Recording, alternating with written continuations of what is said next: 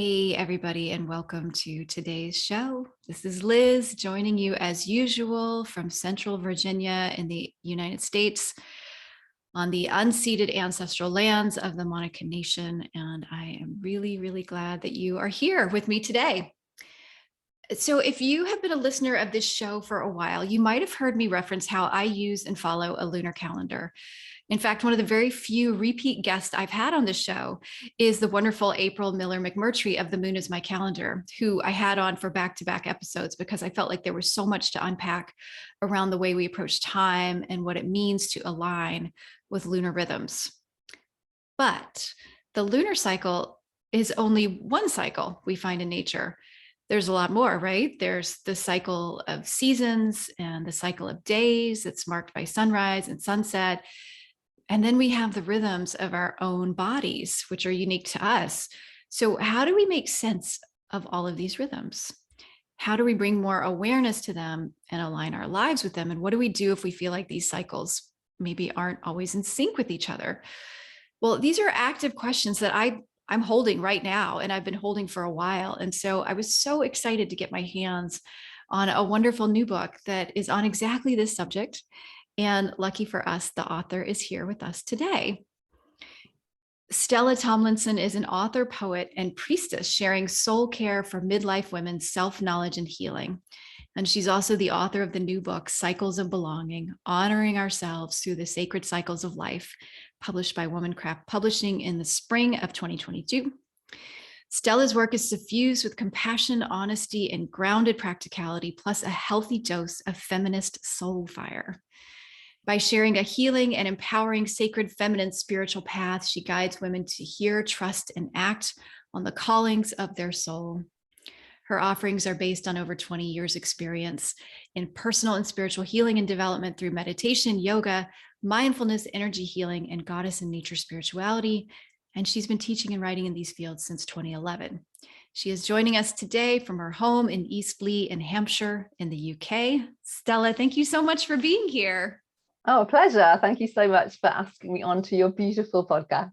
Oh, wonderful, wonderful. Well, then you might know how we usually start these conversations. I love, and if you've listened to the show, you've heard me say this before, but I just find that a lot of times we don't really start off with a background in sacred feminine. So I love to hear just about people's spiritual backgrounds, growing up and what they were exposed to kind of help us sense how you got to where you are. So I'd love it if you could share some of that with us.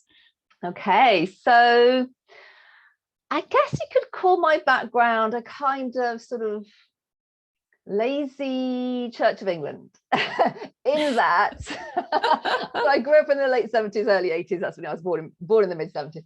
So at that time, I think a lot of people from my area, my background, you just kind of went to church on a Sunday because that's what you did. And I know that was certainly the case for my family. So I used to go to Sunday school and Sunday church service once a week. And that was it, really. There was no kind of really great connection to religion or spirituality in my house, in my home, in my family. So it was just a kind of like sort of keeping up with the Joneses, which is a very British thing to do. You went to church because you were supposed to go to church, but we won't really talk about anything too kind of controversial about religion because we're English. So this is certainly how things were, I think, when I was young. So that was the kind of background. I mean, as I say, there's no particular strong connection to religion or spirituality in my family. I know that I think my dad's side, there might have been a little bit of Methodism, which was seen as a very, very odd thing to have in your family, kind of thing when I was young. So it's kind of non-conformist. Is that really different from the Church of England? Not massively. Okay. I don't know the full details, but I think because, as in my experience, it's all about sort of doing what everybody else did. Yes. So if somebody was a bit different in terms of, I don't know a huge amount about Methodism actually. It's non-conformist, I think, but yeah. So that was just seen as a bit like, oh, okay then. But I guess my own personal experience with this was at quite a young age, even though it's a very kind of, as I said, I can't think of a better word of it, lazy kind of Christianity. We didn't, I kind of rebelled against it quite young. I was about 8 or 9, and I suddenly just I refused to go to Sunday school anymore. And I remember, it sounds really precocious, but I do really remember having the thought, quite a young age, 8 or 9, that I don't believe in this God, this Christian God that was being fed to me. Jesus sounded quite like a nice chap, and I'm sure he existed, but I can't be doing with this God. Very precocious of me. I'm probably told all and sundry who would listen to me as well.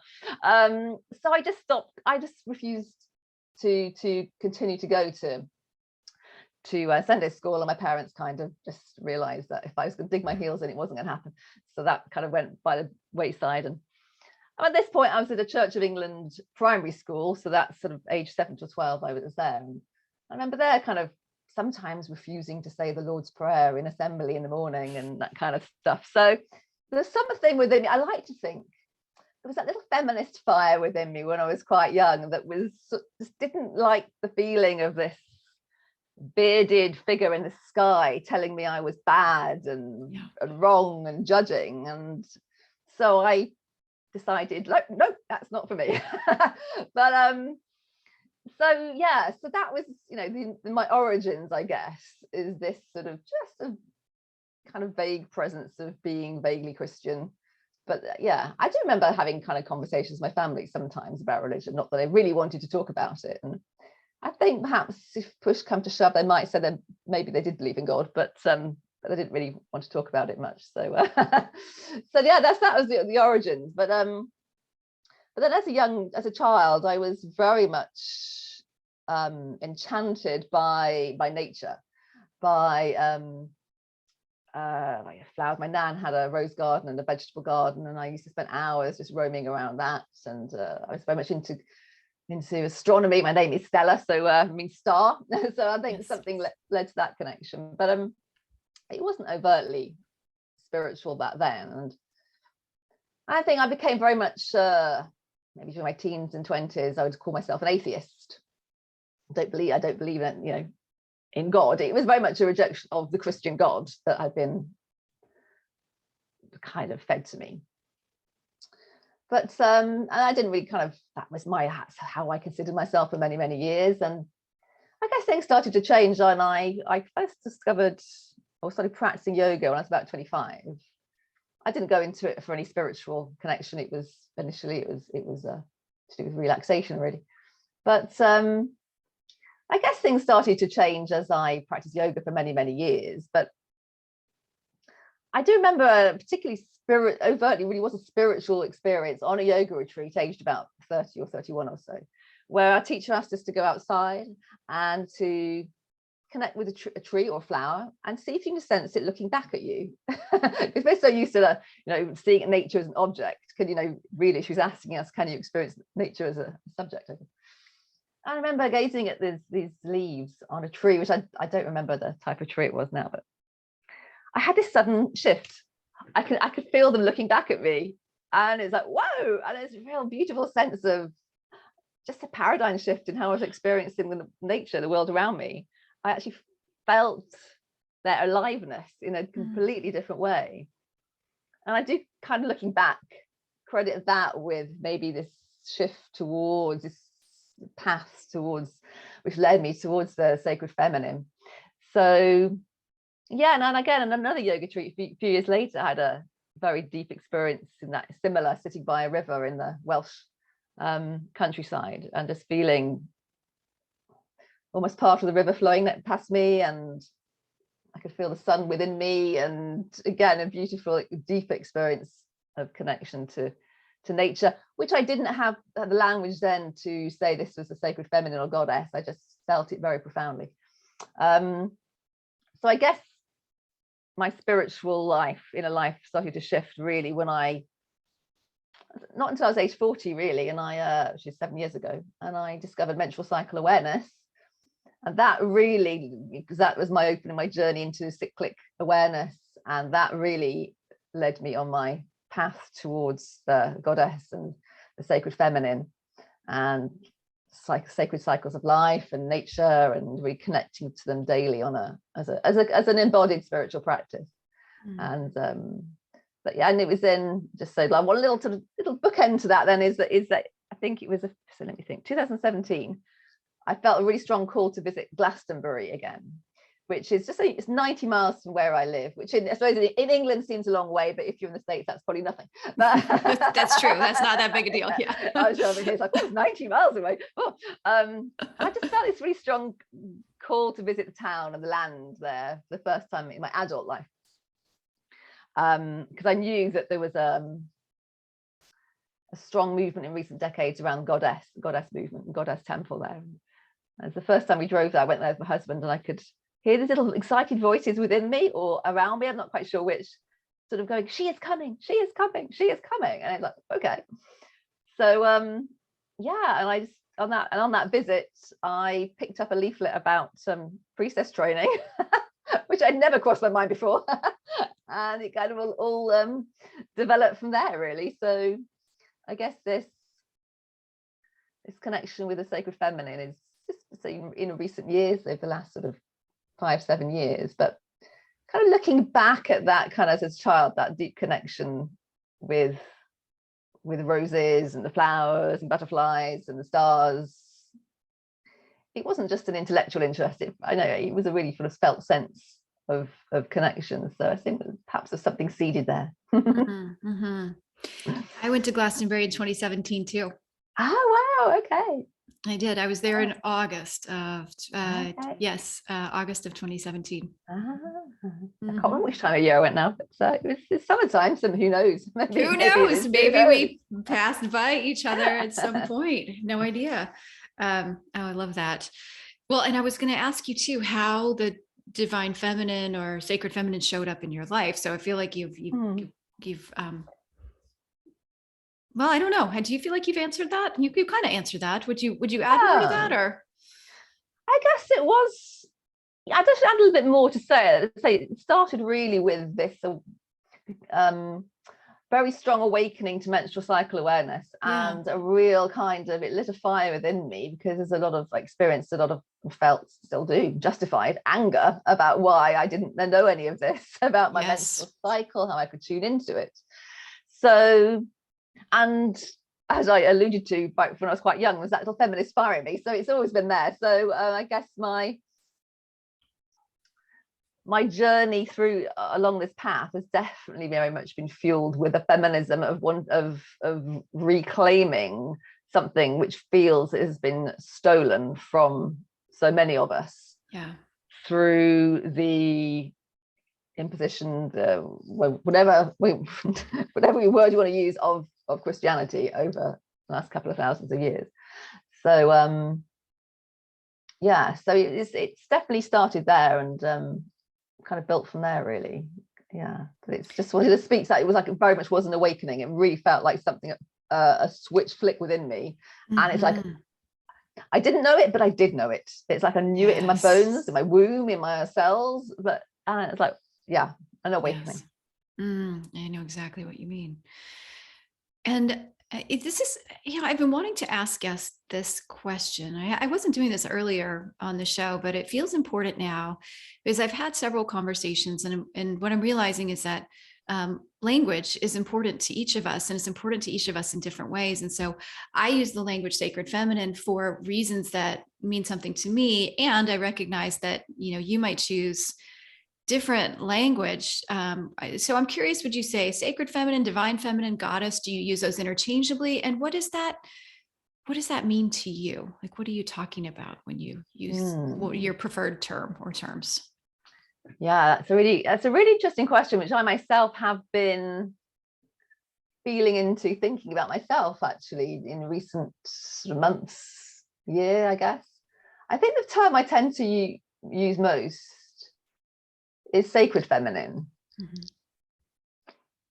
because divine feminine, somehow I can't quite put my finger on why, it feels a little bit removed, a little bit tending towards the transcendent, which is nothing wrong with that, but for me, sacred feminine is very much about embodiment. And as I was sort of sitting in my garden earlier, kind of reflecting on these kind of things, and like how the Christian God I was taught about created nature. That's how I was taught. For me, the goddess, the sacred feminine, is nature, is life. Yeah. It's within all of us, all living things, all beings, all existences.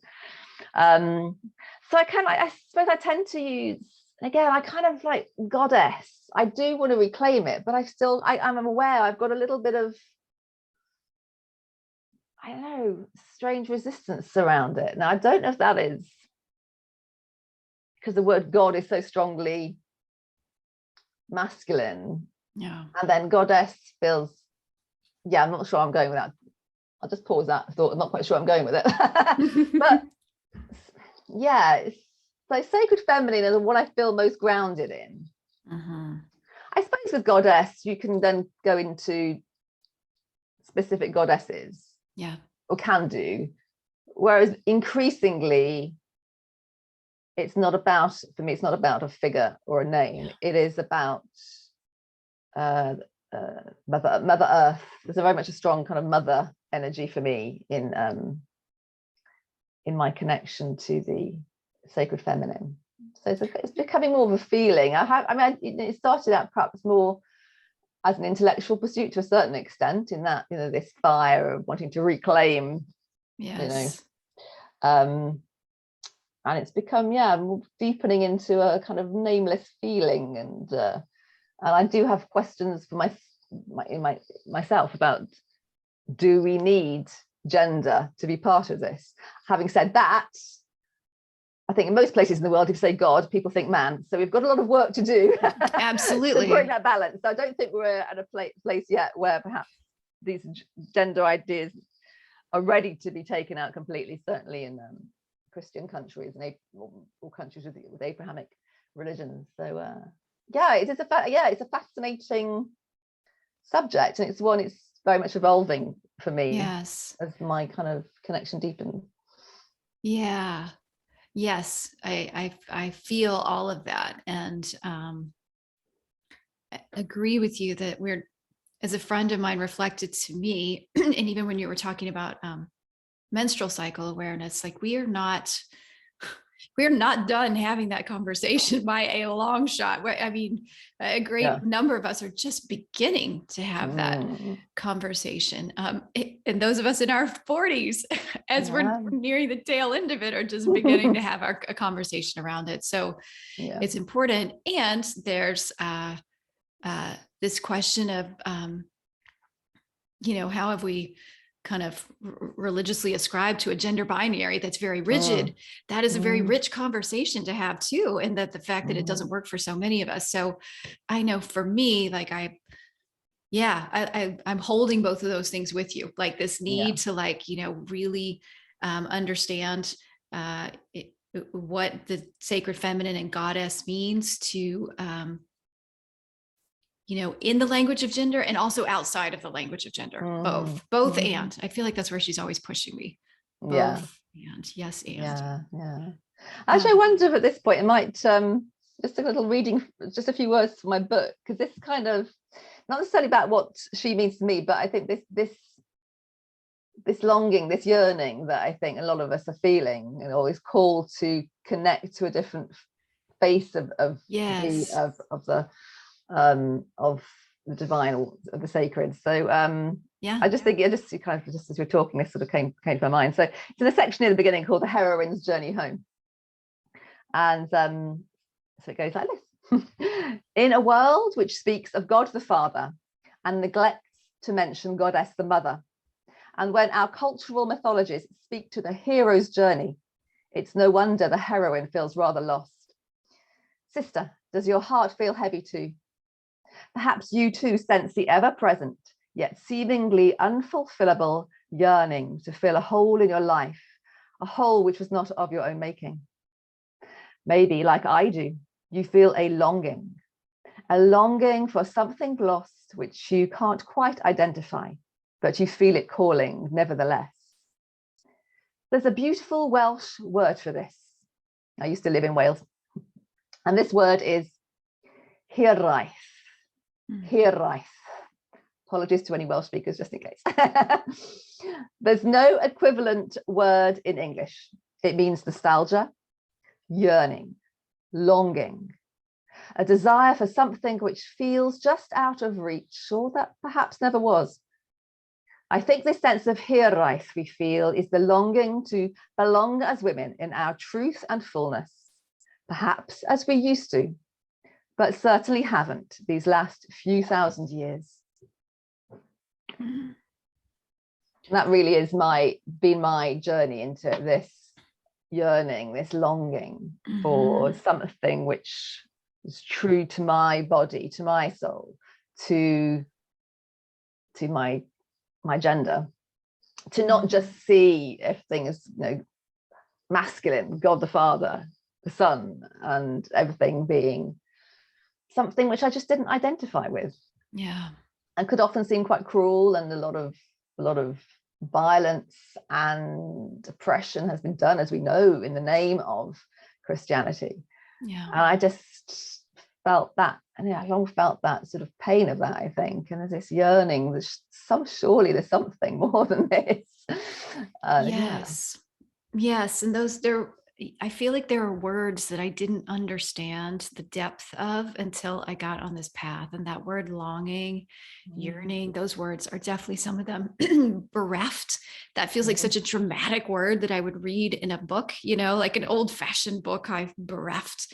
But naming that absence, like it for me was a sense of bereftness, like cultural or spiritual bereftness. And so yeah, I feel that very much, that passage and that word. And I could not even attempt to speak it. I cannot, that whole rolling R's thing was not gifted to me in this lifetime. So, but then I guess I want to ask you too. Well, so then so there's the word longing, and then the antidote perhaps is belonging, right? Like belonging to something, to somewhere. And so, you know, right away, I loved just the title of your book, this idea of cycles of belonging. And I wonder if you could speak to that the way, right? Because we see cycles in nature, but to put it together with the concept of belonging and it being the cure to this sense of emptiness and absence, I think is quite beautiful. So I wonder if you could speak to how that came to you and sort of the impetus of the book. I guess the title came because that yearning to belong was, as I've just spoken to, I guess a little to a certain extent, has long been within me.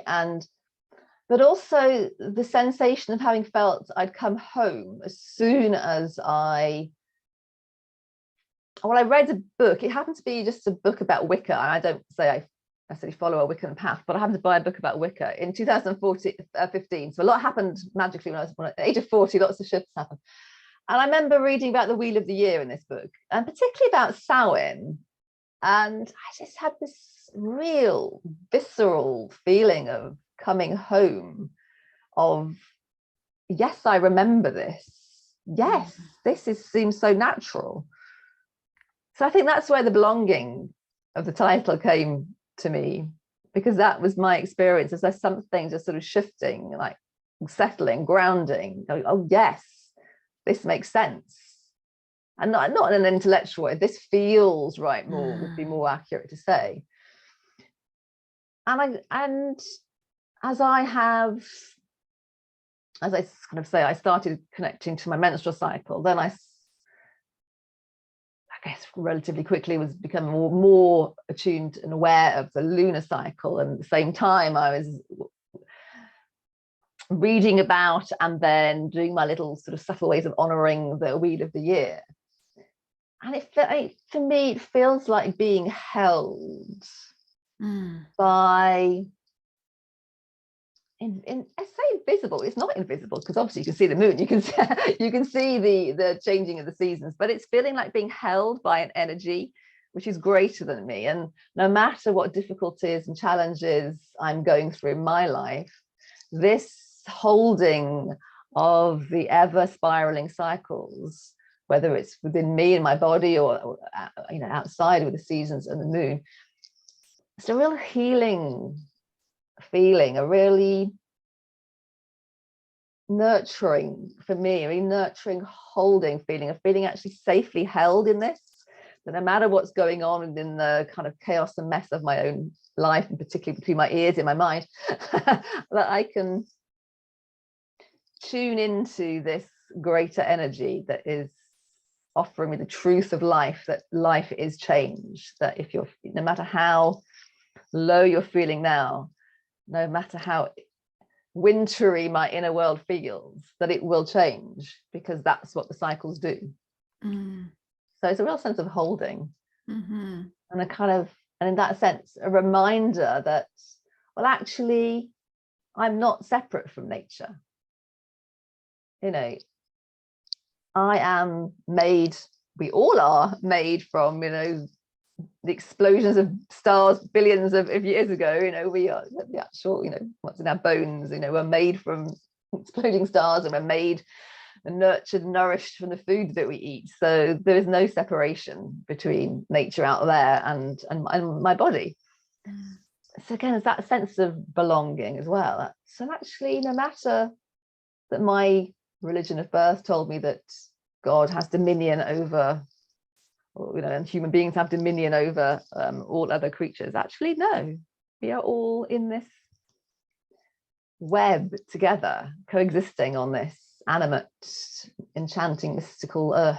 And it's just finally profoundly comforting to tap into that. I love that. Yes, and I was.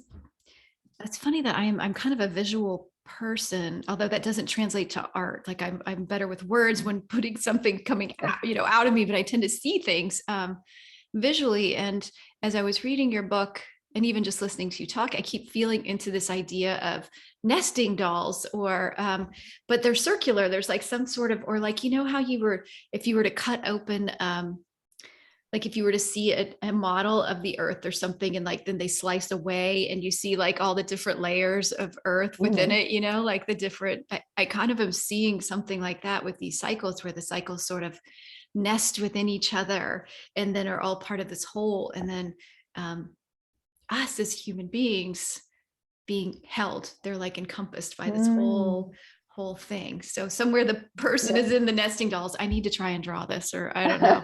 It won't look anything like what I'm seeing in my head, but yeah, it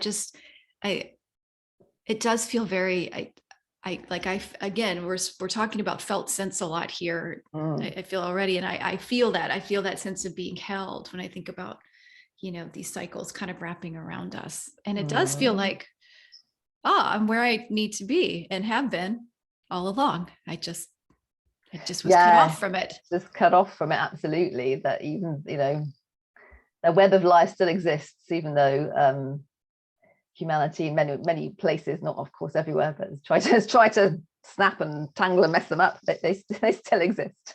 Yes. So tell us about some of these cycles that you speak about and you write about so beautifully. So I kind of go from like one of the very shortest cycles, I guess, which is the breath. And I go through from there to the daily cycle, the menstrual cycle, the lunar cycle, the seasonal cycle, and then a sort of a larger arc of the life cycle of kind of archetypes. But within all of those cycles is the same principle, which we see in the seasons, which we see for the moon, which is of rebirth energy, of growth, of fullness, and then the inevitable fading, release, death, which is needed so the rebirth can happen. And that is present through all of these cycles. So even with your breath, with the inhale, you're breathing in, breathing into spring, expanding into summer. You're letting go like autumn, and there's a sort of maybe a pause at the end of the exhale, which is like winter, a kind of little mini death almost of the breath before the rebirth comes. And we see that with the day and night. That's an obvious, you know, cycle which we experience as well. That same goes through the same energies. The menstrual cycle goes through the same energies of rebirth, of pre-ovulation, summer ovulation, autumn or fall. the premenstruum and the winter of menstruation. We see that in the moon, with the new moon, waxing moon, full moon, waning moon, dark moon, which often gets overlooked. And then the new moon comes again. Obviously, we see that spring, summer, autumn, winter. And then we have these other, as I say, this arc of the life cycles, which when I look at them in terms of connection to the cycles of it's maiden, lover, mother, queen, and crone. But we can see, it's the same cycle being expressed in different ways. Mm-hmm. Yes. And, I was thinking as you were speaking too, that it really is up to us whether we view these as cycles or we view these as beginnings and endings. And I feel like our culture is really oriented towards a linear worldview. So you could say, I inhaled and then I exhaled. That breath is done. Right. Yeah. But you could, or this day is done. Like I got up today and I went to bed. This day is done. This year is done. Right. January to December. This year's over. Kaput. This life is done. Born and died. And we're talking about the exact same thing, except recognizing, that there's not really an ending. I don't know. I just find that fascinating that like the wisdom is like right there. It's all in the interpretation and the way in which you bring your awareness and attention to what's happening. Absolutely. And there's kind of two things there. One of which is paying attention. This is really a kind of embodied form of mindfulness, bodyfulness, whatever you want to call it. It's paying attention to what is around you. Yeah. But it's interesting that that kind of you can look at this in a linear way. But when you're looking at it in a linear way, because this day's done, this cycle's done, it's almost like you're not learning from it. You're just going, okay, done. Next, what's next? Yes. Which is very much a kind of industrial growth, perpetual growth kind of society attitude, isn't it? We just keep on going, marching forwards, progress. But with this cyclic point of view, it's that you kind of spiral in and you spiral out, and each time on each spiral is the same yet different. Each menstrual cycle can feel a little bit different. Each seasonal cycle can feel a little bit different. It's recognizing that while growth is happening, yes, it's not there is a kind of overarching perhaps arc to put obviously our lives as human beings. But if you're thinking about it cyclically, like a spiral, perhaps you're more likely to appreciate the lessons along the way and to recognize, that, particularly if you're in a more challenging place, that, as I've already said, that it won't stay like that forever, because that is the law of the nature of the cycles of life. And that perhaps if we're in that linear mindset, that's when we can get stuck. Yes. Because we don't appreciate that actually there is a kind of natural momentum to life in terms of the cycles. Yeah. Yeah. It's making me think like the whole field of therapy, is, I think in some ways that's not fair, because I bet there's lots of therapists listening to this, and I in no way want to demean that job, but I was thinking about how so many of us need help because we were sort of taught like that thing is over. You should be over that, like, oh, that was in your past. Like, that's not important anymore. That doesn't, right? That was way back there, and it's all over now.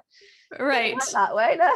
Right. And then we all hit midlife and we're sorting out things that happened in childhood or traumatic relationships that we thought were long past. Right. That has been my journey. Yeah. And of course, nothing's really done. And thinking about the kind of the archetypes, the maiden, which is the kind of spring energy, she's, in terms of our lived experience, that maiden archetype, that inner child, is with us throughout our whole life. Our lived experience is there. Now she can come. That energy can come forward when we're in pre-ovulation, in spring, maybe the new moon, on a kind of archetypal energy. But in terms of our lived experience, she stays there. So I can talk about the crone energy, but I haven't lived it yet. So I can connect that on one level, but it's not the same as the maiden energy, who she's very much still within me. Well, yes, and I wanted to ask about that too, because I would imagine that a lot of listeners have at least heard of this idea of maiden, mother, crone. And I appreciated that you point out in your book that this is a more modern interpretation. There's definitely triple goddesses that exist in our past, but the idea of maiden, mother, crone is definitely more modern. But I also, and so maybe you can speak to that, but I'd also love for you to just talk a little bit about the reframe from the triple to the 5 stages too, because I really like that. And I thought that it feels more accurate, I think, to life experience. Yeah. I mean, it's interesting I have no, in the past, I've kind of constantly asserted, oh yes, the triple goddess was Celtic, all this, but actually scratching the surface a bit more. And I think it was introduced by Robert Graves in his book, The White Goddess. I think it's The White Goddess. Yeah, The White Goddess. Yeah. So it's 20th century kind of really thing, but there's nothing wrong with that. It's just, I think sometimes those of us who are in kind of goddess and nature spirituality, in our yearning to reclaim what was stolen, maybe in terms of our, I mean, obviously, I talk about indigenous spiritual traditions. I'm talking from an English British point of view, so I get, obviously, I know it's different if you're living on lands which are unceded, kind of those kind of issues. But so we can sometimes wish that we have discovered, something which perhaps is something which is absolutely more recent, if you suppose what I'm kind of saying. And I understand why that happens. So I think with the triple goddess, perhaps in terms of her being maiden, mother, crone, I think it's more a modern arising, I think. But it's a beautiful concept. It's a beautiful concept. But so the reason I talk about 5 stages, I guess, is to do with my training and my background. So my priestess training was with Priestess Marianne Rogantia, who is based in Glastonbury. Now, there's also the Glastonbury Goddess Temple and their movement. I think they talked about four faces. So maiden, lover, mother, and crone. But I think,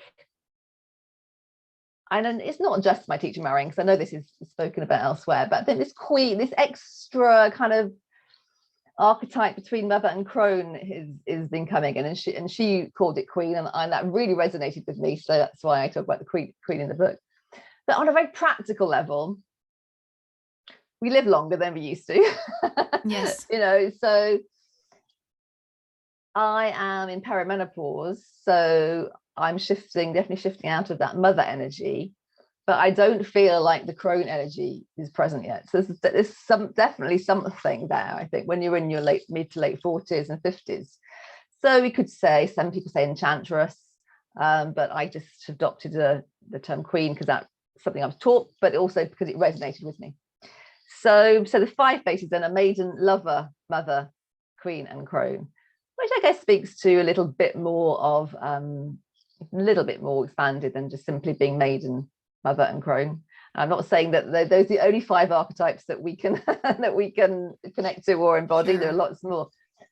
But what I also quite like about that 5 is it maps to the moon quite well, because then you have your new moon of maiden, the waxing moon of lover, full moon of mother, waning moon of queen, and then the dark moon of the crone.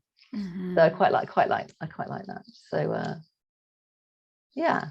It's something I love the archetype. I mean, the archetypal kind of faces of the goddess, you can sort of connect to them as archetypal energies, as existing outside of time, outside of culture. But also I do rather, my own personal practice and journey is actually invoking them within me as energies which can help to support me on my healing journey. And particularly as I've done a lot of inner child work and working with the kind of wounded aspect of the maiden, and has required me to really kind of make a deeper contact with the mother energies, which was quite difficult for me at first because of my own experience of childhood, but it's been deeply healing. I do like to invoke a bit of queen energy when I want to feel present and focused.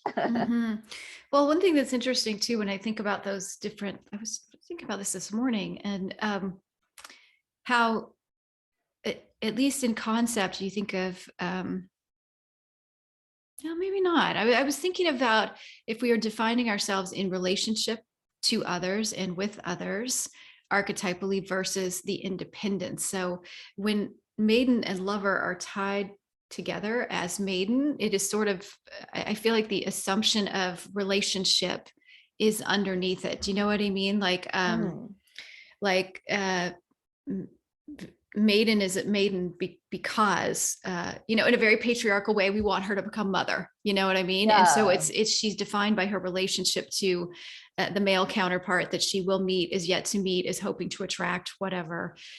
Mother is and we can talk about that metaphorically, like, right, the mother of all the creations that you bring forth, but also there's mother, like motherhood, like I'm a mother of two human beings, and that is very much defined by my relationship to other people. However, queen to me feels, and crone feel more defined in relationship to oneself. And so I was thinking about that, first of all, wondering if that feels true for others, like, I mean, in some ways I would say that has been my life's journey, very much defined by relationships with others. And then the older I get, there's an opportunity to really understand and expand the relationship with self. I don't know. I'm maybe I'm rambling a little bit. How does that land for you? Yeah, it sounds interesting. And I suppose I have a different experience of the mother energy because I don't have children. Yeah. So I guess so it's different because I haven't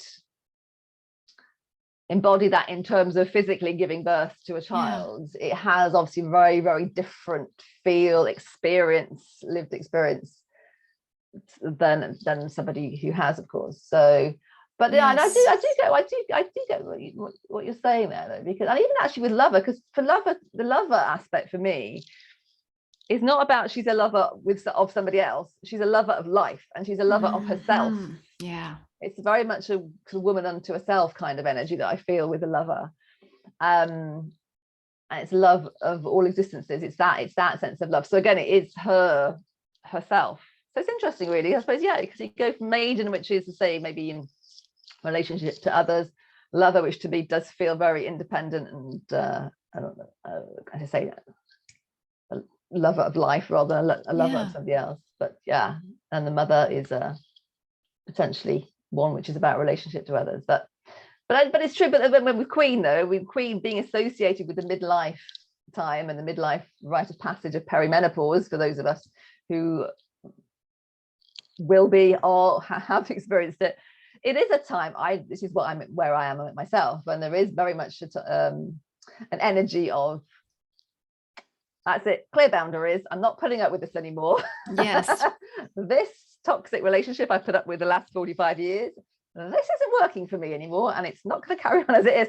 So I think there is a very strong energy which can arise around this time, maybe kind of mid-40s onwards, which can feel very disruptive to those around us, I guess. It can be a bit scary, and it can be a bit scary for yourself, actually, because women tend to be socialized to be pleasing, to not rock the boat, to be the enabler and the nurturer in their family. So to then have this real kind of, I know I'm not alone because I've got many friends, my age, a lot of us have, in different ways, felt this like fire go, I'm not putting up with this anymore. Yes. And it is the invitation to become queen of your realm, to be sovereign of your realm, and to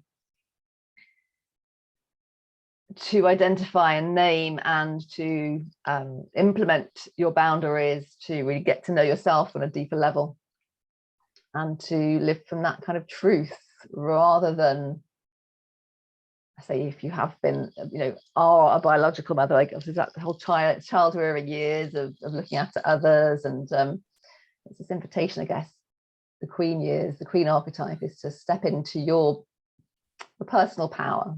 And these words can get a bit cliched, but it is a sense of kind of real rooted groundedness. Yeah. About. Well, I love how you reframed the idea of lover. I was just thinking, going back to what we were just saying earlier, that it kind of it depends on your lens and your awareness, right? Like you could look at these concepts in terms of like a patriarchal worldview, which would say you, woman, are defined by your relationship to other people. That's just who you are, right? Which is a very stereotypical, like just conditioned kind of thing. Or you can see them through a different lens. And I'd love to hear, like, how does the mother energy feel like? Because I have to imagine there's plenty of listeners who do not have children. So how does that mother archetype kind of play out for you? And has it played out for you? So it's played out for me really in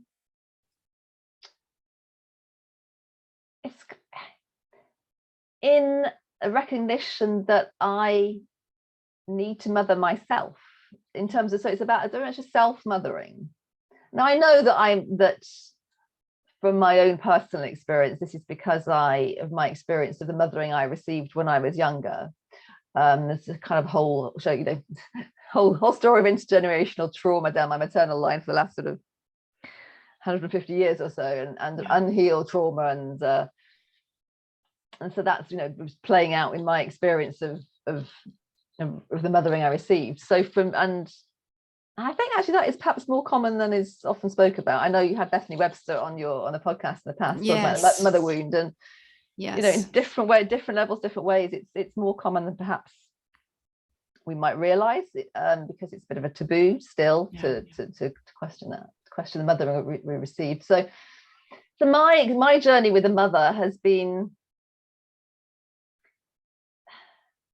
I'm looking at the wall because I'm facing the direction, because in my temple office I'm in, I've got all the different directions with different energies of Bridget and goddess and the elements, and I'm actually facing the mother direction here. So I've got a picture above the computer of a kind of mother goddess of the Lady of Avalon, kind of in the form, and it's been quite a bumpy journey to actually, for me, to feel safe with that mothering energy, just because of the experience of my own life. But just going back to how I started, it's helped me to connect to nurturing myself and soothing and calming those young parts of me who often have felt unsafe, unseen, unvalidated. So it's been very much a deeply personal journey with the mother archetype. And yet I find myself increasingly now, my experience of her, of the sacred feminine, is kind of the ancient mother. This is what I really feel. And I trained to be a priestess of Bridget, and I have a beautiful connection with Bridget and a love for her. But increasingly, it's the mother of us all, the ancient mother, Mother Earth, is how I find a deep connection and reverence to the sacred feminine. So it's been an interesting journey with that archetype, and ongoing, I'm sure. Yes. Well, and another question that I had for you was, well, I guess a couple questions. So in going back and thinking about the cycles, do you find personally, as your book, lays out these different cycles, and I'm curious if you found certain cycles easier to naturally connect with and fall into and see where you fit within them? Are there some that you're like, like on an average day, like I can tune into this cycle and this rhythm very easily, versus others that are more challenging for you, or are take a little bit more work to bring your presence around? Or do they all just feel like, are you just, kind of in the middle of that nesting doll, with everything around you? I guess I feel like that nesting doll, I guess, to a certain extent, really, because really for quite a few, well, for many years now, on most days, well, certainly every day, I have an awareness where I am in the different cycles, and on most mornings I'll sit in this room and in meditation and just ask myself, what season am I in? For me personally, my menstrual cycle, the lunar cycle, the seasonal cycle, and just be with that and sort of feel into it, because often they will, on a surface level, look like they're kind of fighting against each other. So for example, I'm currently day 16, but as I say, I'm perimenopausal, so I think I'm probably around, I've got signs, I'm around ovulation time. But actually, we're in May, which is summer, so that kind of matches, but the moon is waning. And also overall, I'm in perimenopause, which is autumn. So there's all these different layers going on. Yes. But when I come down to it, I always come back to how I feel within me. So when my menstrual cycle was more regular, it was beginning with the menstrual cycle, and how do I feel emotionally and physically. And I guess for me, the lunar cycle has been more a sort of sense of spirit, soul, goddess whispers kind of thing. And then the seasonal cycle is a sort of beautiful connection to going out to my garden, going to the local wood and seeing how that changes and feeling into those energies. So I guess I kind of, a little bit like that Russian doll, I guess. And then, quite often they do feel like they, the different cycles are in different places. I just sort of found my peace with that. I do, okay, when I first started this, it's like, well, this isn't right. I'm in my inner winter, but it's June out there. So yes. Well, that was my next question for you, was like, what do you do if you feel like those cycles are contradictory or are kind of bumping up against each other? How do you move with that? I guess it's interesting, because if I'm in my personal inner winter, as in menstruation, it's interesting to notice how it feels in different points of the seasonal cycle. So you could have if it's actually winter and I'm in my inner winter, I guess there's a deeper sense of dropping into a kind of visionary energy, a kind of intuitive energy. But even there, if it's summer and I'm in my inner winter, which can often be the time we've had a bit more mystical connection, that intuitive connection, it could help me deepen my connection to the overall energy of summer and blooming kind of thing. So I just try to, I guess, surf it that way, or weave them together. So what's the feeling? What are the prevailing energies?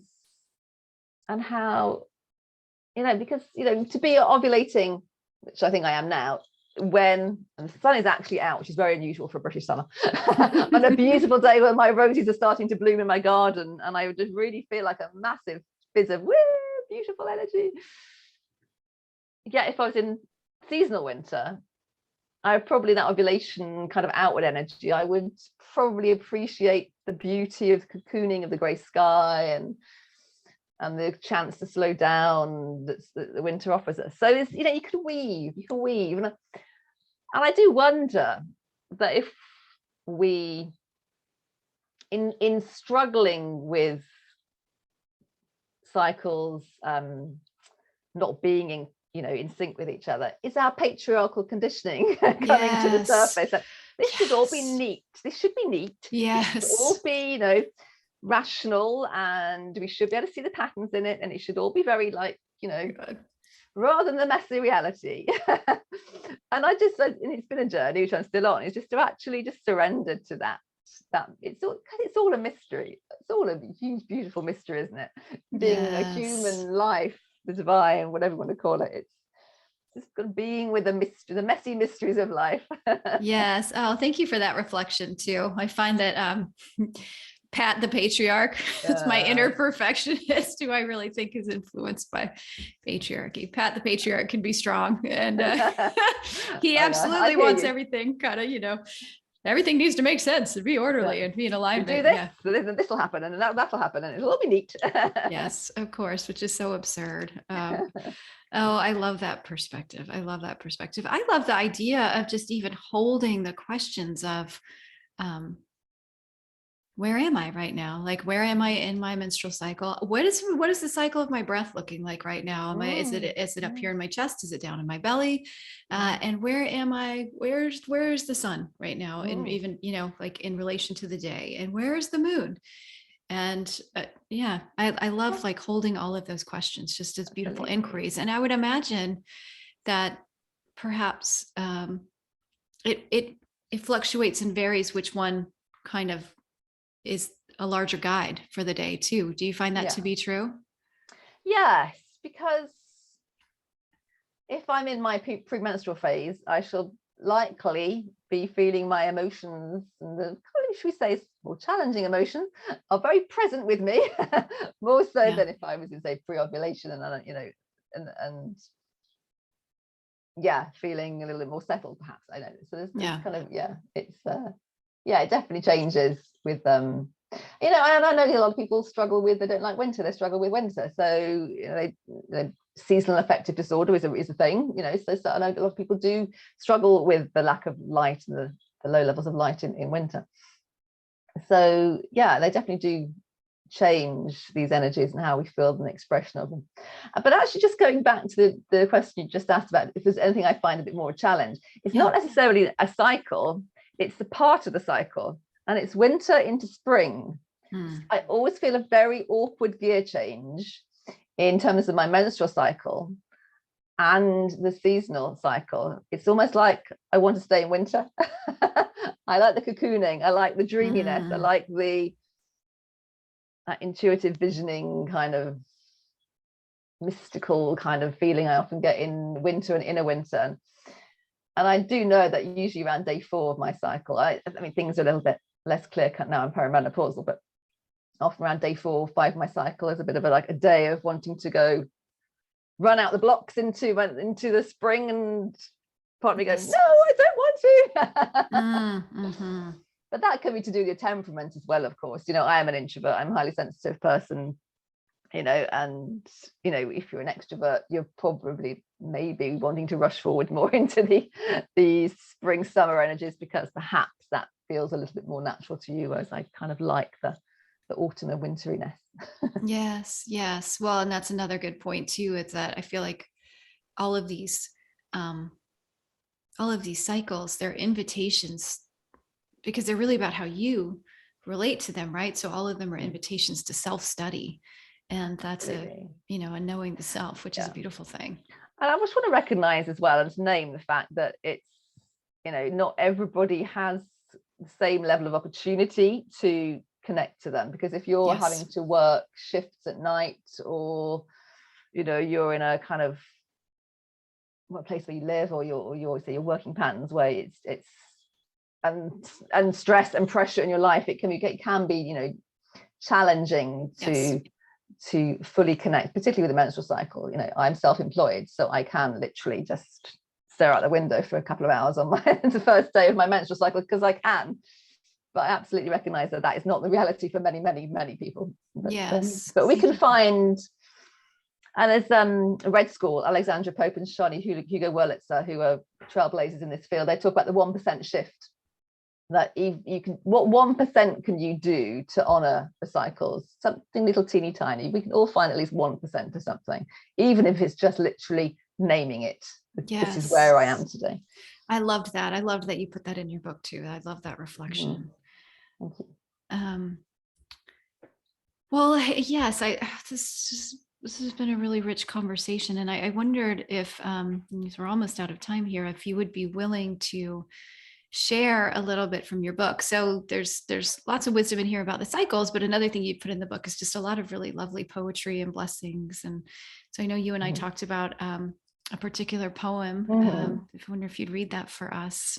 Absolutely. So when I first, just a little wee bit of context, when I first decided I was going along the Priestess path, this was sort of autumn 2017, I can only use the word receiving. I started receiving poetry, in that I'd be sitting in this room meditating, and then the opening words would come and I'd have to grab a pen and paper and write things down. And that's generally how I do write poetry.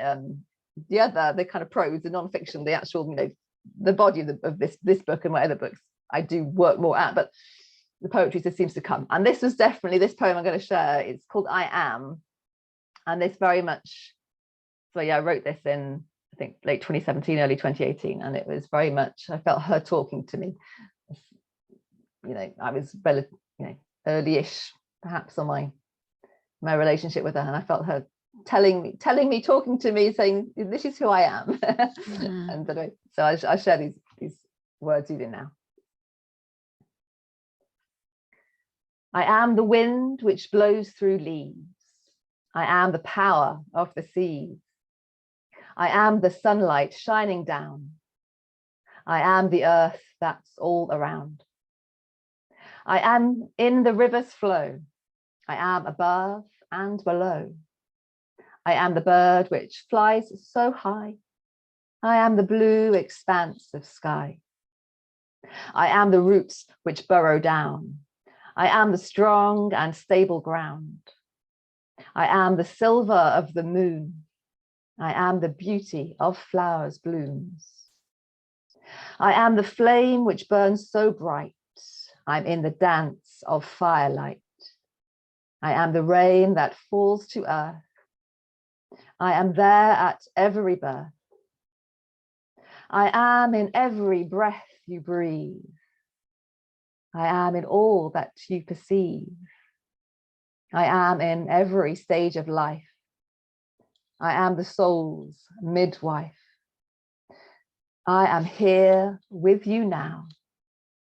Feel my kiss upon your brow, and know that we shall never part, for I am always in your heart. Lovely, just lovely. That's such a beautiful way to end too. Stella, thank you so much for joining me here today and having this conversation with me.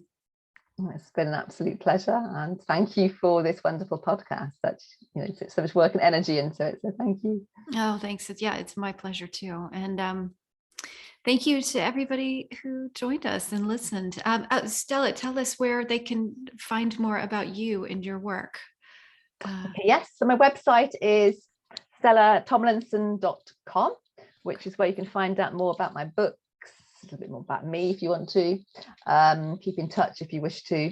I've actually just created a new webpage, which is stellatomlinson.com/breathe, where there is a breathe through the seasons meditation that you can listen to. There's no sign up required. It's my gift to the world. You can just go along there and listen to it. So and in terms of social media, I'm on Instagram, which is stellatomlinson.priestess. So I'm in a little bit of a cycle of not being on there at the moment. Understand. So I'm sure I should maybe put my toes back in the water at some point, but yeah. Well, and I'll make sure to put all that in the show notes so thank you. Everybody can find that. And yeah, thanks to all of you for listening. And as always, if you like the show, you can like it, you can like it, give it a 5-star review. You know what I'm trying to say. You can tell other people about it. You can subscribe. That's what I'm trying to say. You can subscribe to it. You can do all those things. And until next time, take good care. And I will be with you again soon.